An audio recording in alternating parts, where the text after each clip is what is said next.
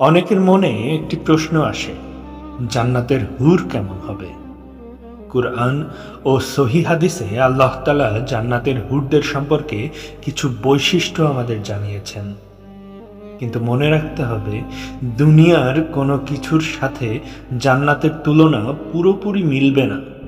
আল্লাহ বলেন, তারা হবে পবিত্র, তাদের অন্তর হবে হিংসা, রাগ ও কুটিলতা থেকে মুক্ত, তাদের চোখ হবে লাজুক ও নত, শুধু তাদের স্বামীর জন্য সংরক্ষিত।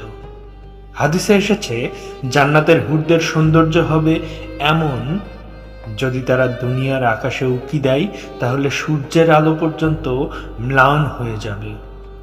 কিন্তু শুধু সৌন্দর্যই নয়, তাদের ভাষা হবে মধুর, তাদের আচরণ হবে শান্ত ও কোমল, তাদের উপস্থিতিতে থাকবে প্রশান্তি। তারা কখনো কষ্ট দেবে না, কখনো রাগ দেখাবে না, কখনো অপমান করবে না। আর সবচেয়ে গুরুত্বপূর্ণ বিষয়, জান্নাতের হুর হলো মুমিনদের জন্য আল্লাহর পক্ষ থেকে পুরস্কার। কিন্তু জান্নাতের সর্বোচ্চ নিয়ামত হুর নয়, জান্নাতের সর্বশ্রেষ্ঠ নিয়ামত হলো আল্লাহর সন্তুষ্টি এবং আল্লাহর দিদার।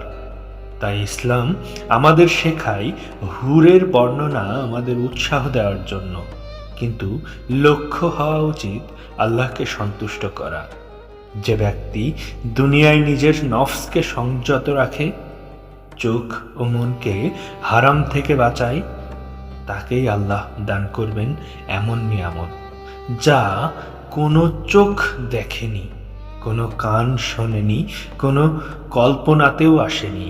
আল্লাহ আমাদের সবাইকে জান্নাত লাভের তৌফিক দান করুন এবং তার সন্তুষ্টি অর্জনের সৌভাগ্য দান করুন।